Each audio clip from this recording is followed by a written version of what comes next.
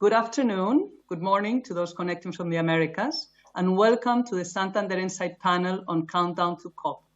We are delighted to bring together once again bankers, business leaders, academics, and policymakers for an open dialogue on the issues facing banks, our stakeholders, and our economy and society. For years, these conversations have generated thoughts and ideas that have made their way into Santander's vision and priorities, and I hope also those of our viewers. We created these virtual panels last year to keep alive the tradition of our banking conference despite the pandemic. We are planning now to return to a physical format of our conference this November, and we hope you can all join. We will be opening registration later this week. But meanwhile, we are taking advantage of the virtual format to organize timely panels such as today's. And there is perhaps no more pressing issue or greater opportunity facing our political and business leaders than climate change and the response to it. James Harding, founder and editor of Tortoise Media, will moderate this panel. James, over to you. Alejandra, thank you so much. Thank you everyone for sparing the time to join us. As Alejandra says, this is probably the most urgent conversation that's happening in the world, but it also, perhaps it's fair to say, the most exciting. There's a sense that's probably been lacking in the last few years, but certainly feels strong in 2021, of how people are going to change in order not just to meet the demands of climate change, but to make the most of that transition. And we've got a group of people who I hope will help us understand the politics and the public policy side, the opportunities and the imperatives for finance, the real world transitions that companies are making, and what's required and expected by the public and the politicians. I'm going to start, though, before I introduce our group, I'm going to start, if I might, with a short video from Patricia Espinosa, who's the Executive Director of the UN's Framework Convention on Climate Change, which is the COP's governing body. So, if you like, Patricia, I hope, will give us our marching orders for the conversation to come. Let's hear what she has to say.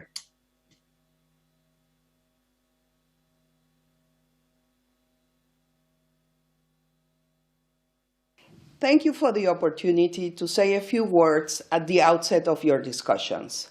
I regret not being able to attend in person, but as you can imagine, the agenda leading up to COP26 is already quite intense. The discussions in Glasgow are the most important climate talks since the Paris Agreement was adopted in 2015. The recent IPCC report was unequivocal. Recent changes in the climate are widespread, rapid, and intensifying. Nations must move beyond the politics of deferral and delay and widen the narrow scope of self-interest. Multilateralism is the only way forward. Governments alone, however, cannot address climate change. No sector has greater influence or impact than finance. Fulfilling the promises and the potential of the Paris Agreement inside or outside of the formal negotiations process is impossible unless the financial sector is fully on board and aligned. Developed countries made a pledge to mobilize $100 billion annually in funding for developing countries to support their action on mitigation and adaptation, a goal that was to be achieved by 2020. This commitment has not yet been met. It must be. If the finance commitment is not fulfilled, the credibility of the entire process could be undermined. Over 2 centuries of sustained economic activity, largely based on fossil fuels, will require an extraordinary effort to move away from the long-standing approach to financing that overlooks or disregards the climate consequences of investments. Paradoxically, the COVID-19 pandemic has given us a unique opportunity to rethink and renovate our economic and social systems in a way that not only help us better address climate change, but also move us towards a more sustainable, resilient future. This is why, as I said at the outset, nations cannot get there alone. all sectors need to be on board. I encourage all involved in the finance sector to urgently make the decision to not only align themselves with the Paris Agreement, also with associated partners along your chain of operations, but to encourage governments to fulfill their financial commitments as well within the process.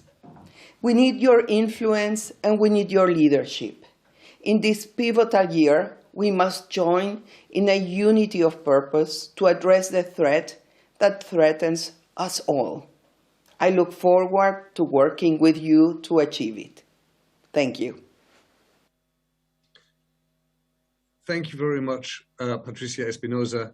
I scribbled down that phrase, to renovate our economic systems. That is a huge, but as I said, exciting undertaking. And we've got with us Pilar Cruz, the Chief Sustainability Officer of Cargill, a company that I think most people on this call will know, Pilar, that sustains the food and farming industry across, 70-odd countries around the world. We're joined too by Leonardo Martinez-Diaz, who is the Senior Director for Climate Finance. I'm tipping my hand here, Leo, but I think it's one of the most interesting jobs in the world to be not just in President Biden's envoy for climate in John Kerry's office, but particularly with that brief climate finance. So we look forward to hearing from you. Ana Botín, as I suppose most people on this call will know, is the executive chair of Santander and has been, I think for some time now, someone who has been, as well as doing what you do at the bank, a big advocate of how we make that green transition. So excited to hear from you. And in a moment, we'll be joined by Pascal Canfin, who is a member of the European Parliament and chairs the European Parliament's Environment Committee. So we have, as I said, a great group to join us.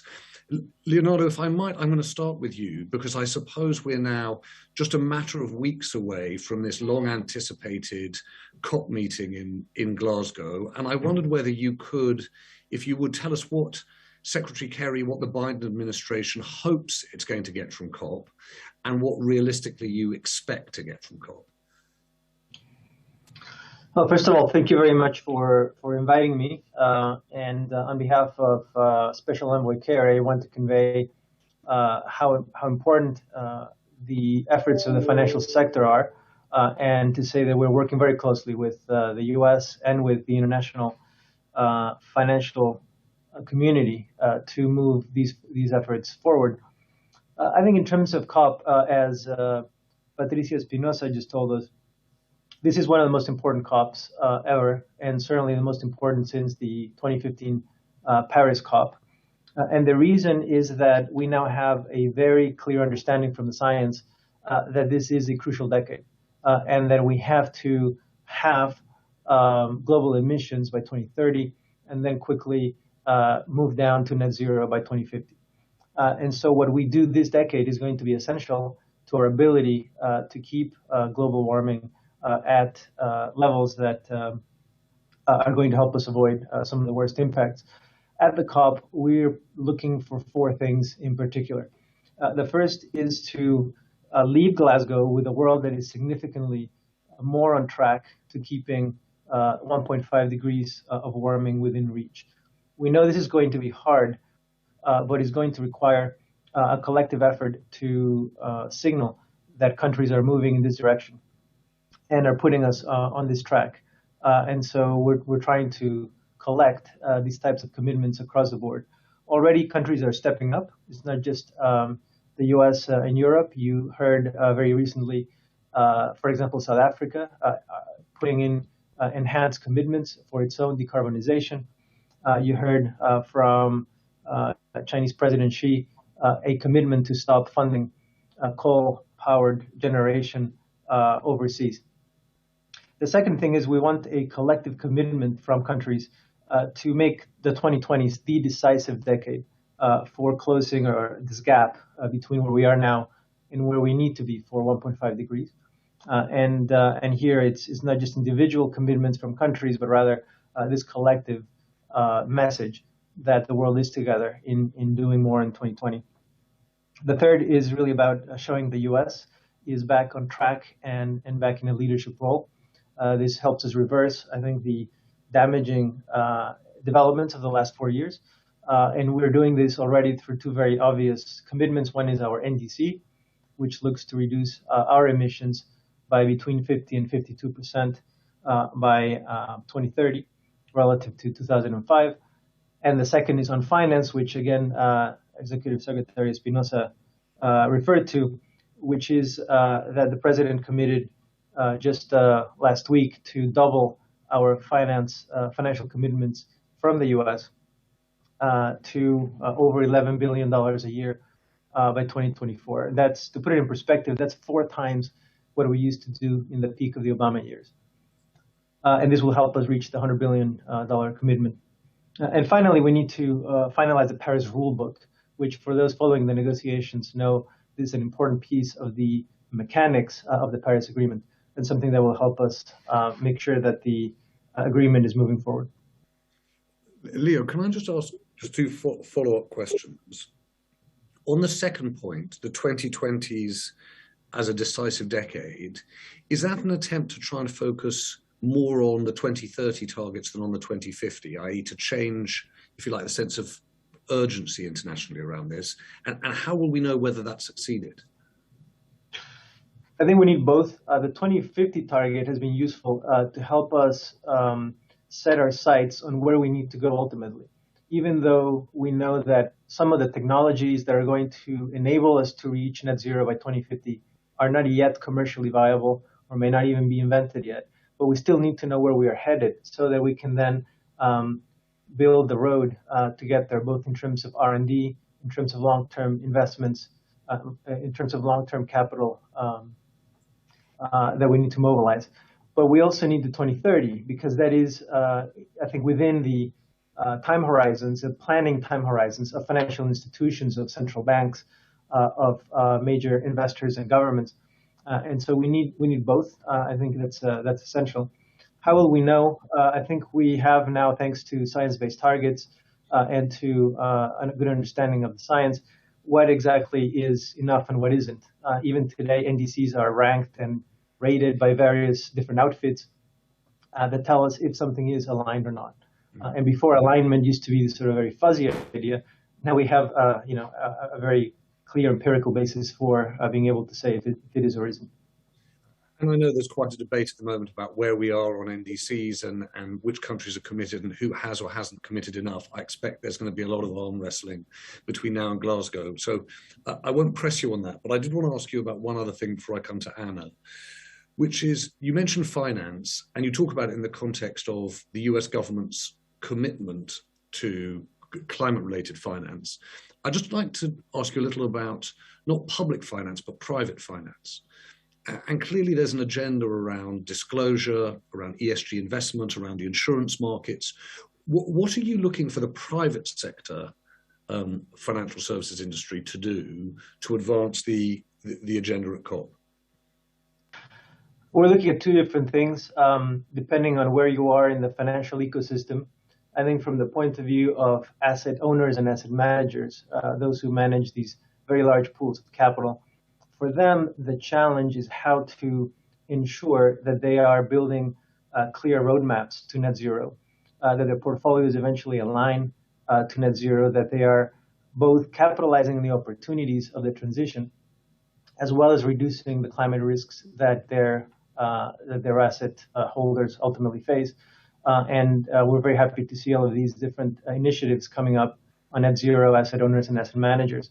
But we need to see clarity around the methodologies, around the roadmaps. I think for commercial banks, that's the second piece here. This is, of course, a different set of problems. It's a relationship business. You want to be able to roll over loans and to work with your clients. Ultimately, the commercial banks are going to have to make a decision. There's going to be some clients that are already on a green path to decarbonization. Then there are those clients that are just not getting the message and may never get it. And banks will have to make a decision about how to disengage. And then there's this middle ground of how do banks work with their clients? How do you hold their hand and walk with them as they make the transition to lower carbon? Ultimately, commercial banking will not be net zero if your clients are not net zero too. And so for us, the important thing is how can banks help support that transition and help walk along with their clients there. Leonardo, I'm going to invite you back in after I've talked a little bit to Anna and Pilar about exactly this. But Anna Butin, will you pick up on that? Because presumably that is the meat and drink today of the bank. How does it handle the transition the clients are making? Will you tell us a bit more in detail about how that's actually working? Sure. So first of all, it's great to be here, and thank you, James, for moderating this panel, and to our guests and listeners at the conference. Just a minute to say that COP is super important, and in a way we wanted to do this ahead of COP just to make sure we're all, I think we all are, but even more sensitive to the importance of this issue and also the opportunities. I think we need to see both sides, and that we aim for realistic goals.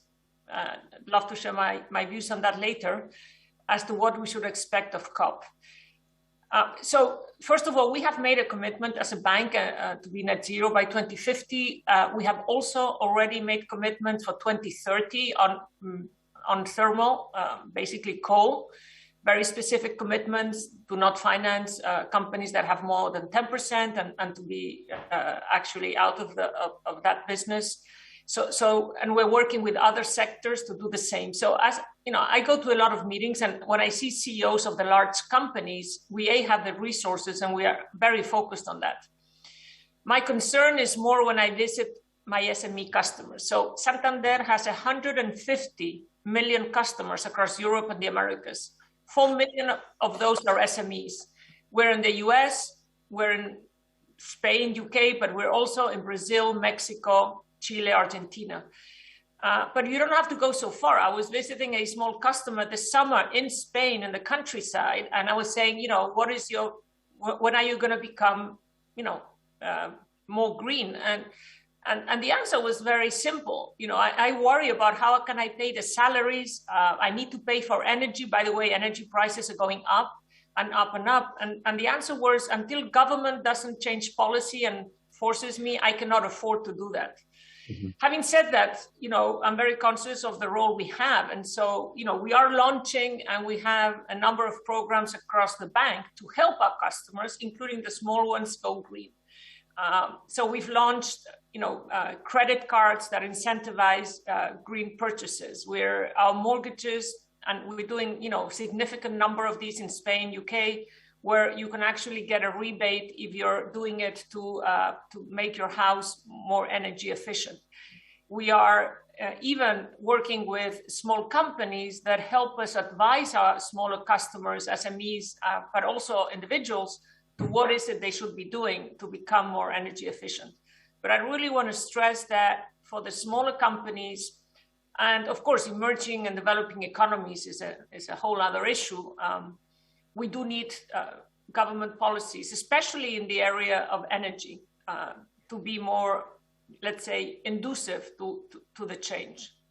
And Anna, what's the truth of the expectation on banks? Because on the one hand, I would look at it and think, unbelievable transition in the way in which the economy works, in the way in which housing works, cities, transport, that must be an enormous opportunity. On the other, just, you know, to take Leonardo's point, you know, there's also clearly an expectation, which is we're going to use banks to try and drive the transition of those customers, you know, and your power to do that must sometimes feel quite limited. So how much is it a burden on banking and how much is an opportunity?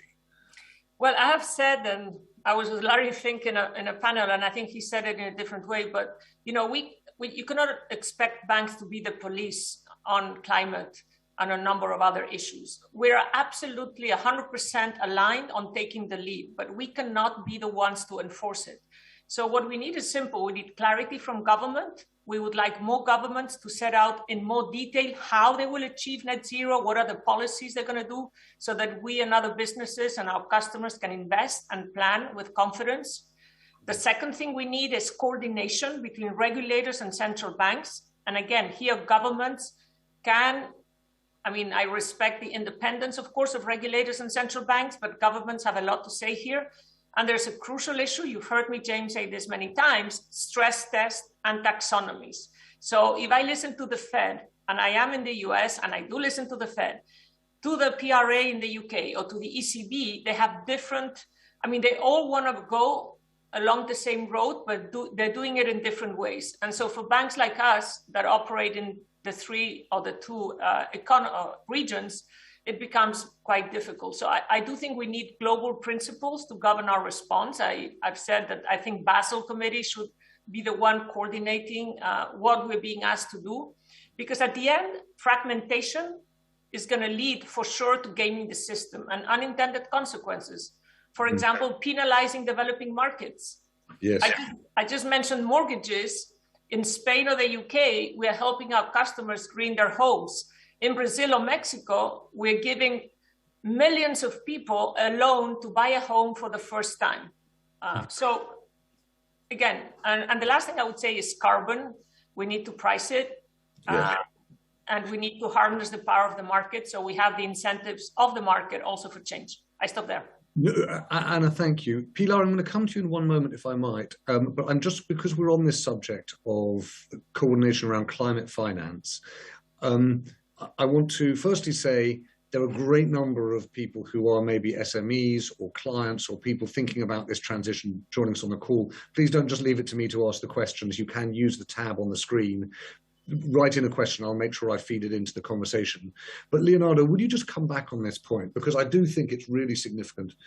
There's clearly an issue around clarity. Anna's just mentioned this point about coordination and, you know, different jurisdictions setting different timetables and different expectations. Is that going to be coordinated at COP? And if not at COP, where? On this, I think we recognize the importance of coordination across jurisdictions. Otherwise, we are at risk of creating a patchwork of different rules that will be inefficient, it will impose costs, and could have, as Anna just mentioned, some unintended consequences, which we may not like. The question is how to do it. Every jurisdiction has its idiosyncrasies and particularities in terms of how it puts some of these rules in place. You know, I think the U.S. has not been as engaged in the past. Ever since this administration started, we've taken steps to engage in that international dialogue. The U.S. joined the Coalition of Finance Ministers for Climate Action. The Federal Reserve joined the NGFS, the group of central banks working on this. We're now very active in the Financial Stability Board, trying to follow up on their roadmap. We're co-chairing with China the Sustainable Finance Working Group of the G20, which will deliver a sustainable finance roadmap in October at the G20. And we're, of course, very engaged with the IFRS, which is going to establish, hopefully, an international sustainability standards board. So this is not one conversation, and it doesn't happen necessarily at COP. It will be multiple conversations in multiple forums with regulators at the table. And so ultimately, that's where the action will be. But now we're beginning a process for engaging across the board, and we hope that will lead to managing some of these this fragmentation. Leonardo, thank you. I'm going to bring in Pilar Cruz, if I might. Pilar, when I was thinking about talking to you, I was thinking, you know, this is one of those examples of talking about the change, the transition on the ground. And no one probably covers more ground, more land around the world than Cargill. The way in which you think about sustainability and the company now thinks about sustainability, presumably has required really fundamental changes to the way the business operates. And I wondered whether you could tell us a bit about what's being done and what you hope COP will drive you to do next. Yeah, first and foremost, James and Anna, thank you so much for inviting us to participate in this panel. Super important topic, not only for Cargill, but certainly I know for our suppliers, customers, farmers, and partners around the world. We're all excited about what is going to happen in COP26. The topic of climate change, as I heard from Leo and Anna, it's super important today, probably now more than ever. So definitely, and I just wanted to begin a little bit with the explanation and a little bit of an overview of who we are as a company. So Cargill is a family-owned, privately held company based in Minneapolis, Minnesota, and we have been in business for over 155 years, which is remarkable. Today, we employ over 155,000 employees across 70 countries. And our company's purpose is to nourish the world in a safe, sustainable, and responsible way. And that drives the work we do every single day, our investments, our strategy, and the execution of our operating plans. We do play a significant role in the food that we all eat every day. I can safely say that every time you have breakfast, lunch, or dinner, most likely there will be a Cargill ingredient, a Cargill product, or a protein that has been fed by Cargill. But with that privilege, obviously, James, we have a huge responsibility to do that, to increase food security in a sustainable way. Mm-hmm. Through the work we do in our company, we connect farmers and producers and ranchers and customers with the consumers. So we participate in the supply chain from farm to fork in a way that we empower the communities and the industries to increase food security, but again, to protect the planet and protect the people along the way. So that's a little bit about our company. Yeah, and can you, Pilar, can you tell us a bit, because it's such a big scale, and the truth is that, 10 years ago, we didn't really think about farming. There wasn't big political debates about, beef. We didn't get into arguments around land use in quite the same way we are now. We probably didn't understand as much about fertilizer and runoff. Will you tell us a little bit about when Cargill stands back and thinks about the different impacts it has, land use and deforestation, or, beef and the meat industry, or fertilizer usage, when you try to grade the impacts you have on climate change, what are the priorities and what are the things that you're most urgently seeking to change? Yeah, such a really good question, James. So our company's purpose, as I mentioned before, is nourishing the world safely, responsibly, and sustainable. And our sustainability strategy is grounded on our purpose. And to your point, we do believe that agriculture is part of the solution to feeding the world and to protect the planet and take care of the people along the way. I think what is interesting today, James, is that the consumer of today is asking more questions about the transparency of the supply chain. We didn't see that before. 10 years ago or 20 years ago, customers and consumers were not asking about where is my food coming from, how was my chicken nugget produced, where is the beef coming from my cheeseburger, or the chocolate bar that I'm eating today, where is that cocoa coming from, and have suppliers taking care of the people along the way and the farmer in West Africa. And we have seen a significant change. So consumers are asking more questions. Consumers want more transparency and visibility into the supply chain. And definitely we know we have a significant role to play. So sustainability is a top priority for our company, for our CEO, David McLennan, and the executive team. We have declared specific priorities that for us are in the areas of climate. Obviously, Scope 1 and 2 and Scope 3 are key priorities for us. And Pilar, you are delivering or reporting on all three of those? Correct. We have on our website, we have specific plans that we have declared, and we have our strategy at a high level.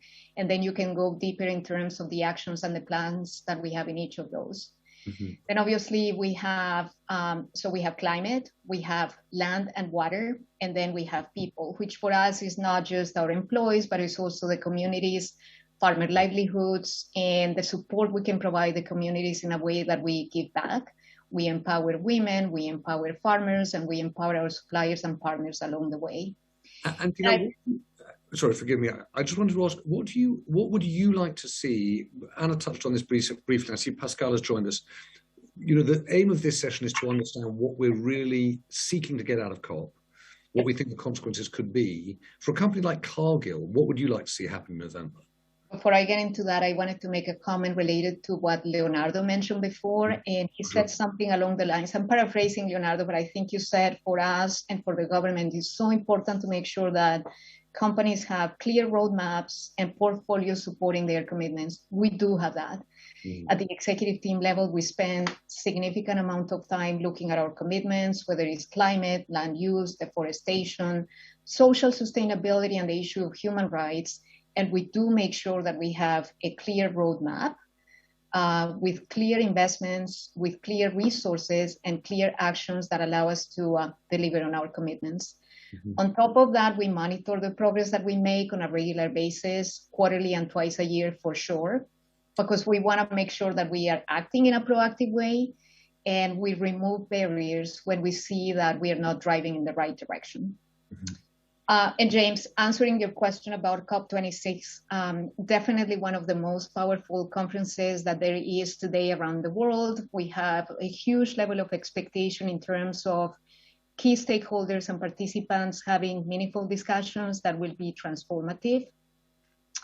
At our company, we do believe that the issue of climate change, which is probably one of the most complex challenges that we face today, we cannot do this alone. Tackling climate change requires collaboration, alliances, and partnerships amongst investment banks, corporations, communities, governments, farmers, producers, suppliers, in a way that we advance the agenda in a meaningful way.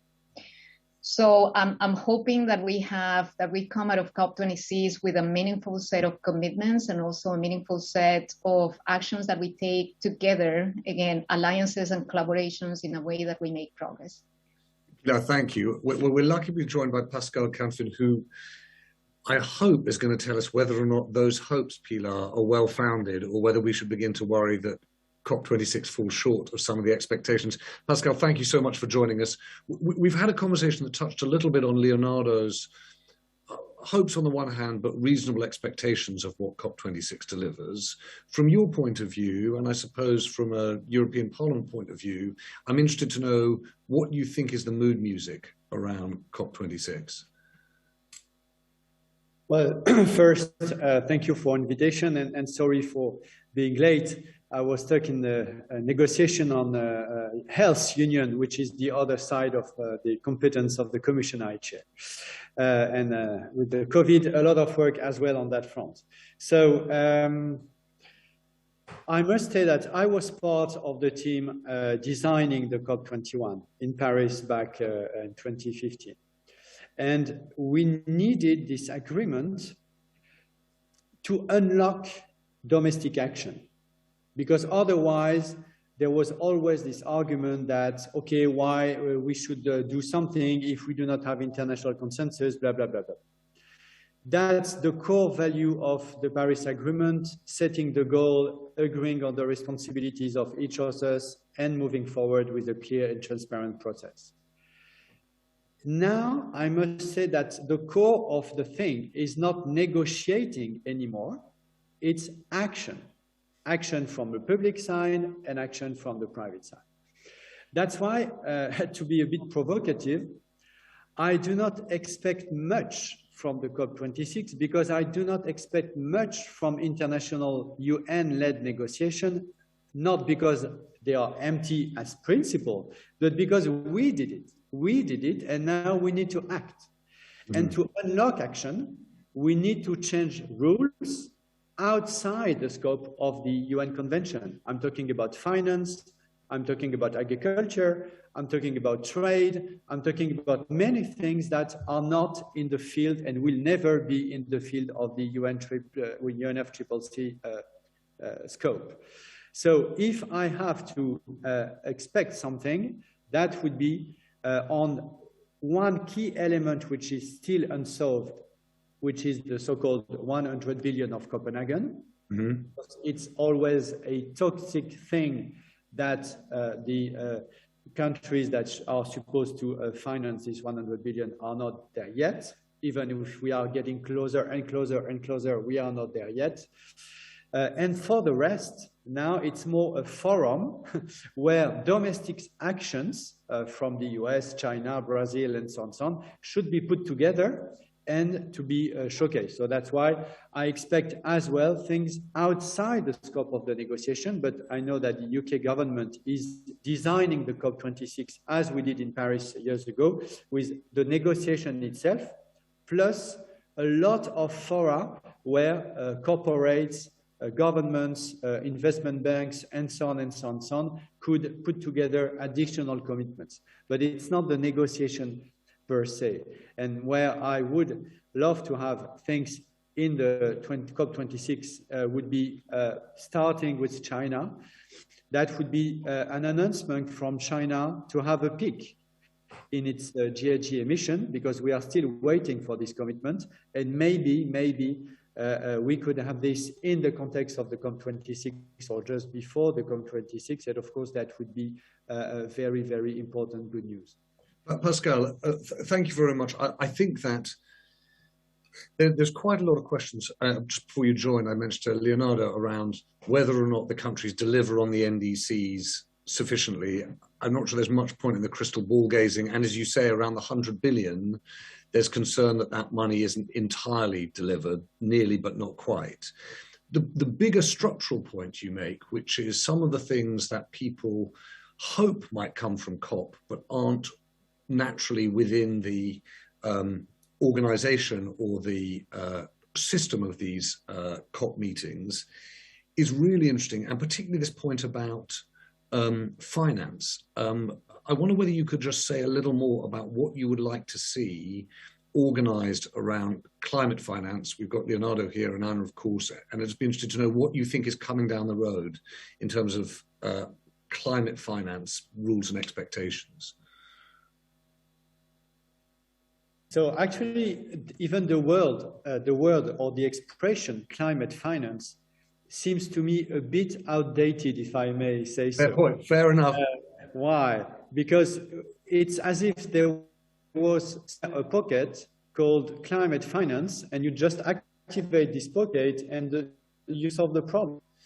But actually, it's definitely not the solution. And it's not me saying this. It's not even the IPCC saying this. It's more and more central bankers, for instance, saying this. Meaning that the new, I would say, the new normal, the new wisdom within the central banking community, led by a few front runners like Bank of England or ECB now, is that uncontrolled climate change, so I said uncontrolled, so more than 2.5, 3.5 degrees, is a systemic risk, And that's why it is in the mandate of the regulators and in the mandate of central bankers to take care of this potential systemic risk. So asking banks to be stress tested, asking insurance company to be stress tested, asking investment managers and asset managers to be to align their portfolio with strategies and trajectories compatible with the 2 degrees, and so on and so on. And none of that will be dealt with in the context of UNFCCC. So that's why when we look at the global action and the global decisions for climate action, we shouldn't restrict the picture to the sole negotiation of any COP, whether it's this one or another one, but we should have a bigger picture, because actually climate is a completely mainstream issue. Well, can I take, Pascal, thank you. Can I take, we're having a number of questions coming in now, and I'd like to feed some of those to all of you. There's one that I think obviously lands with Anna and Leonardo, which is Fernando de la Mora asks, which is this: in relation to the topic of convergence of global regulation around climate risks, can the banks set up a global industry group that will define consistent standards and principles for climate risk assessments and loan portfolio alignment metrics and targets? And Anna, this goes to your point about clarity and coordination. Do you want to have a go at that first, and then I'm going to ask Leonardo? Sure. Yes. Thank you, James. So it's incredibly important to understand that, again, I do think we still can get action at COP. So I think we need all countries, and I mean all countries in the world, to sign up to net zero. We need clarity, as I said, on the rules, because central banks are going to do stress tests with different parameters to banks like us that do business in the UK, US, but also in Brazil, Mexico. So again, if we can get at COP more countries signing up to net zero, let me say that Brazil has signed up to net zero already, as you know, and that between companies, states, and cities that have committed to targets by 2030, that adds up to about 50% of the Brazilian economy. So, but there are many developing countries that have not, and so we need everybody to sign up. We need the rules by the ECB, by the regulators, to be understanding of the fact that developing countries are going to have different rules. And I do think we need urgently, policies, and I mean across the world, on energy, and the incentives to fossil fuels have to be coordinated or, let's say, reviewed. Because, as I said before, we're giving advisory to our SME customers, we're helping them on the transition, but many of them just cannot afford it. So I do think we need more countries to sign up, we need clarity of rules. And by the way, we need also reporting by companies and banks to be on common standards. And there is a variety of them. We think TCFD is the most extended, but we need to compare apples with apples. What is green according to a set of rules that is the same everywhere? And just to be really hyper practical about this, if you're Cargill, you're lucky you have a chief sustainability officer who knows what scope 3 emissions are. If you're an SME, you very possibly don't, and you might not know what your scope 3 emissions are, and you might not have a mechanism to measure them. So how does the bank act as an intermediary, an enabler of that change? Well, I mean, in Europe, most of the finance comes from banks for SMEs. So we talk to them every day. We have relationships. We have set up advisory. We've set up a number of initiatives aligned with what the European Commission is asking, and of course, preparing ourselves for stress test. But again, we can advise them. We can tell them how they need to do it. But at the end, they need to be able to not just pay for this, but pay the salaries of their employees and make a profit. And so this is where, and most of our economies is small and medium type companies, right? And large companies are working with the supply chain. We're working with our customers.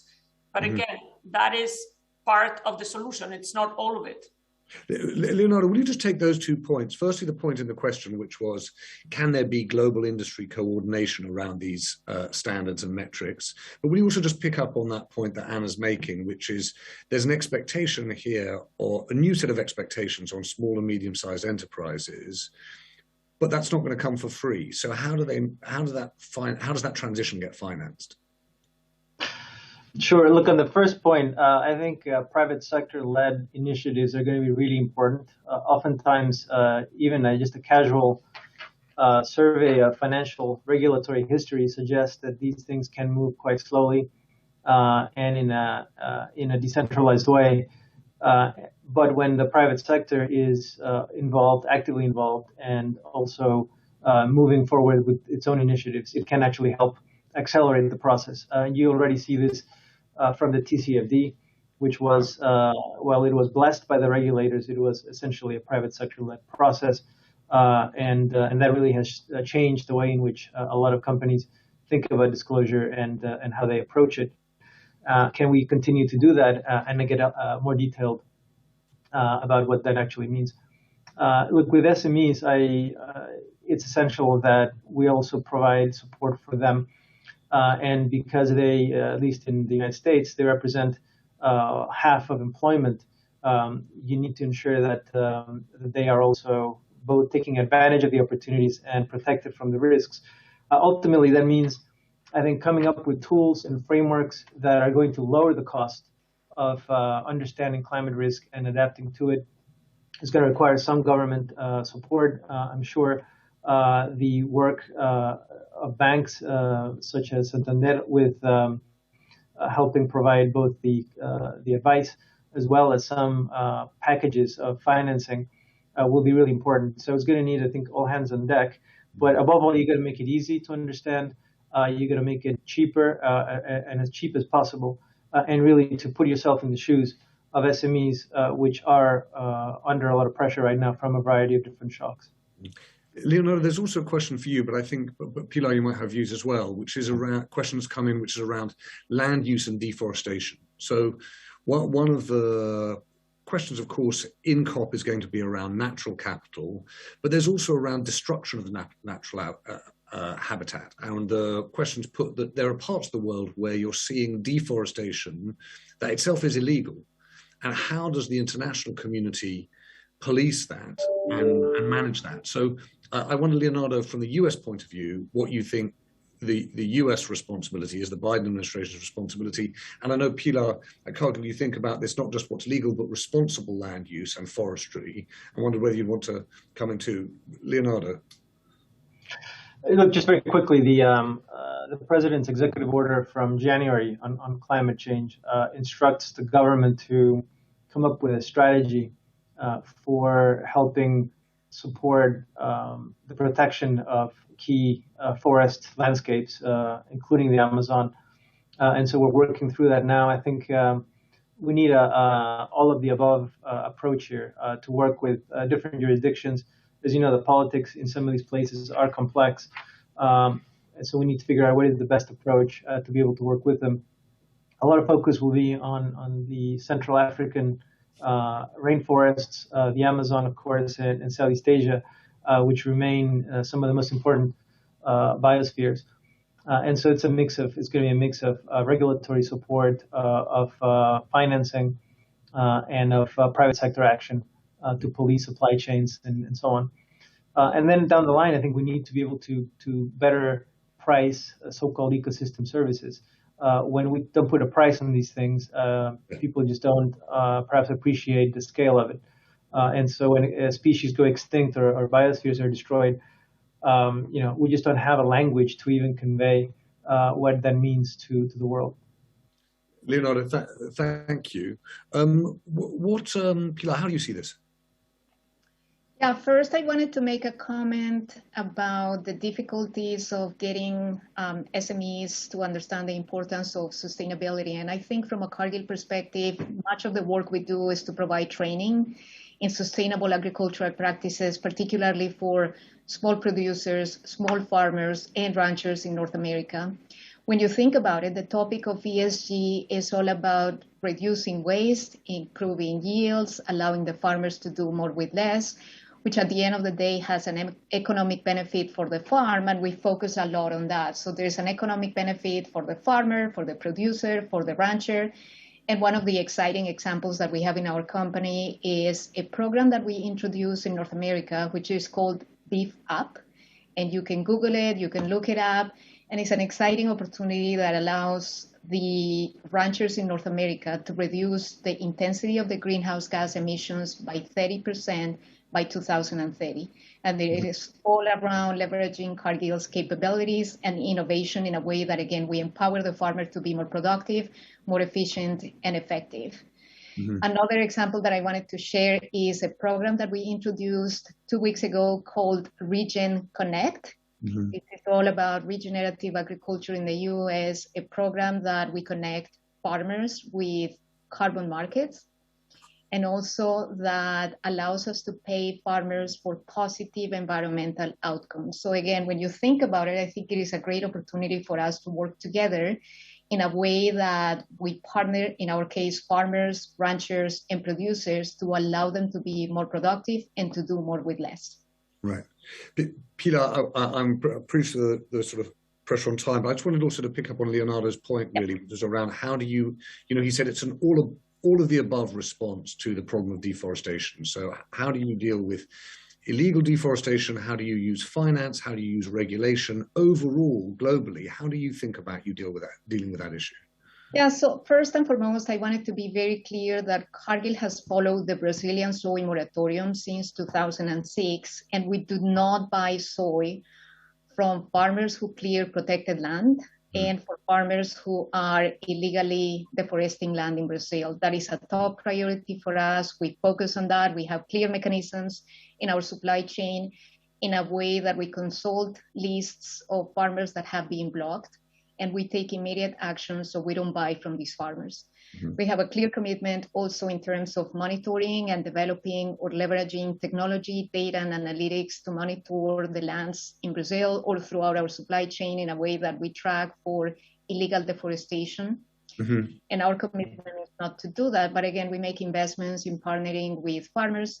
Brazil is such an important geography for Cargill from an agricultural perspective that we want to be there. We want to continue making investments through, for example, the land innovation program that we introduced, and we are making a $30 million investment in trying to eliminate deforestation. So a clear commitment for our company. Yeah. Cannot do it alone. We partner with industry associations in Brazil, communities, and governments as well. Pilar, thank you very much, and thank you for explaining all of that. I wanted, there's another question, Pascal, just before you joined. Leonardo made this point that, the second of the priorities that you were getting out of the John Kerry's office was was how do you get to 2030 commitments rather than just 2050 commitments? And one of the issues around 2050 is that a number of the technologies that might really help deliver on climate change are not yet commercially viable. And there's a question, I think, ideally for you and Anna, which is around this point about investment in new technologies, because I'm just going to read it to you if I might, because it seems to me to make a big issue, not just in terms of climate tech, but also about the Europe in particular. One of the most important problems is not the lack of innovative, sustainable ideas for new businesses, but it's the understanding the underlying problem of funds. How do you encourage entrepreneurs to create businesses and make feasible their ideas? Pascal, I'd love you to talk about that from a policy point of view, and Anna, I'd love to talk about that from a practical, banking point of view. Pascal, do you want to go first? Yes, and I would have been very happy to discuss deforestation as well, because as you know, Europe will be soon the first continent to put a zero deforestation access to market rule for some commodities, and the legislative proposal will be made in November, so it's a very short term. And it's part of the big picture, which we call the Green Deal.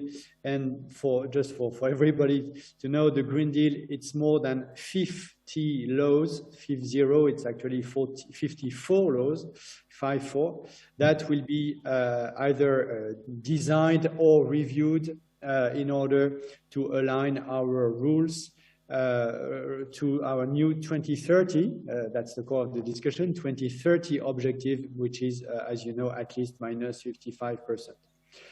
Regarding innovation and the financing of the transition, the first thing, of course, is to put the right price on carbon. That's for industry, and that's what we are doing, because, you know, the current today price of carbon on the ETS market, anticipating the new rules, is 65 euros. Mm-hmm. And when you have 65 euros per ton, it starts making the difference. And of course, everybody anticipates that it will go even further. So that's the first thing. Second, what we have to do is precisely to unlock investment in green technologies. And as we make green technologies more profitable relatively to the high carbon technologies, then we need to reallocate money to make sure that money is there. That's the core goal of different rules that we are changing. Taxonomy, which is the definition of what is green or not, precisely to ease the reallocation of capital, but also other changes in other financial regulation. I'm not going to enter into the details here. But and the third, and maybe not the last, but the third element I can share with you today is also on the public side. On the public side, we reallocate public money to make sure it is aligned with the Paris Agreement. So for instance, we have changed the rules for the financing of transport infrastructure. We have changed the rules for financing of energy infrastructures to align them, let's say from fossil, to make it very simple, fossil to zero carbon, renewables, energy efficiency, and so on and so on and so on. So that's what we are doing. That's the core of the Green Deal. And regarding innovation, I must say that if we put the right relative prices in place, if we have public money coming in to leverage, to de-risk private innovation, I think we can make it. And the last element is that we set new rules in terms of standards. I take one example, is cars. We are going to end the sales of non-zero emissions vehicle, so whether they are batteries or whether they are fuel cells, by 2035, mm-hmm. Which means that it's a wave of innovation, a wave of investment for zero emissions cars. Mm-hmm. And that's why that's where and how we unlock green investments and zero carbon investments. Pascal, I completely buy that. The idea that there are, the creation of new markets, whether it's around prices or, as you say, electric vehicles. But Anna, I wondered whether you'd tell us a bit about where you see, if you like, the green money flowing. Because I imagine if we were talking, let's say, about crypto, you would say, look, there are certain markets, there are certain places in the world where you see these clusters of innovation. And I wonder whether you're seeing that around green innovation too, and what are the preconditions for successful investment in new green tech? So I think Pascal said one of the key goals we should have, which is a carbon price. I think we do need a carbon price. Innovation requires capital, so understanding the value of what it is you're going to be building, you need a price.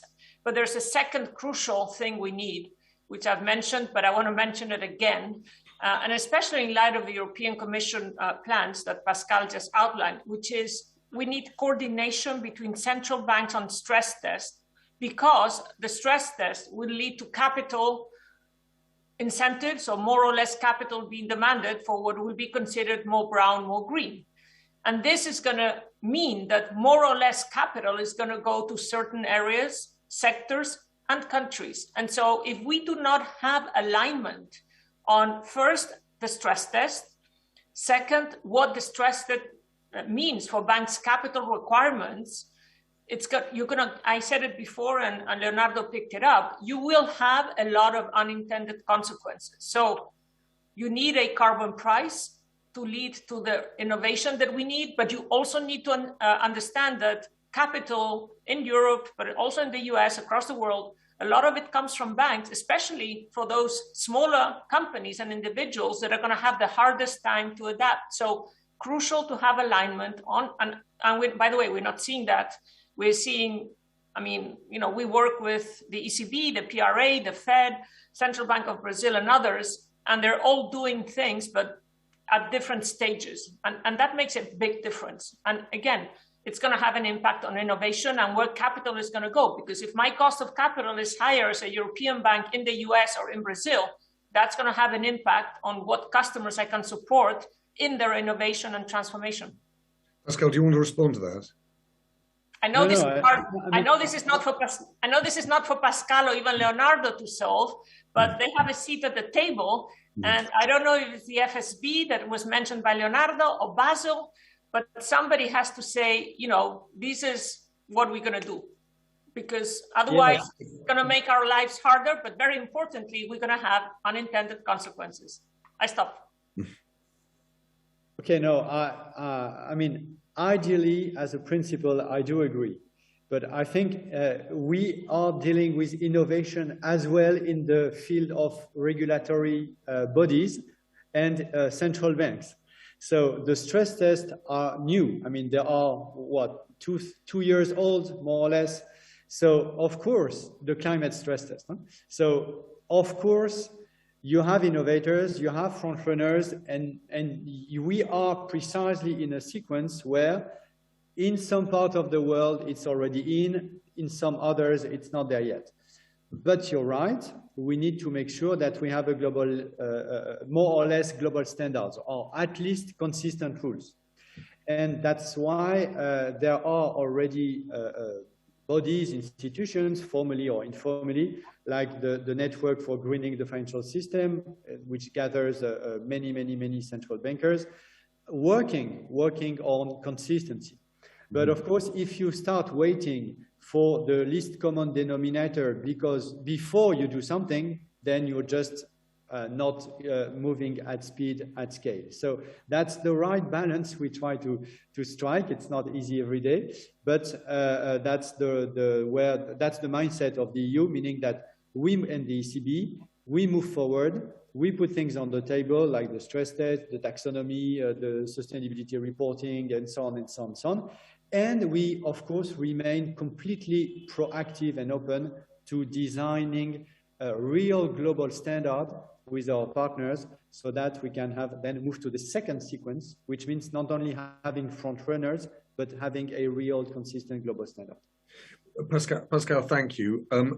Forgive me, Pilar and Anna and Pascal. I'm going to give the very last word to Leonardo because we have just 1 minute left. And it strikes me, Leonardo, that one of the things that's emerged from this conversation is quite how much work will need to be done on November the 13th after COP is finished in a whole set of areas that won't be covered by COP. So would you, in just that last minute, give us a sense of what the work is beyond COP?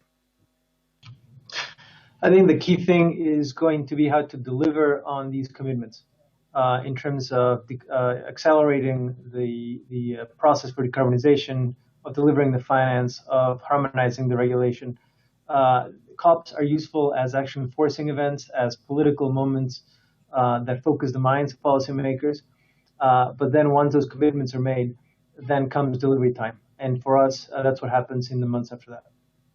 Leonardo, thank you.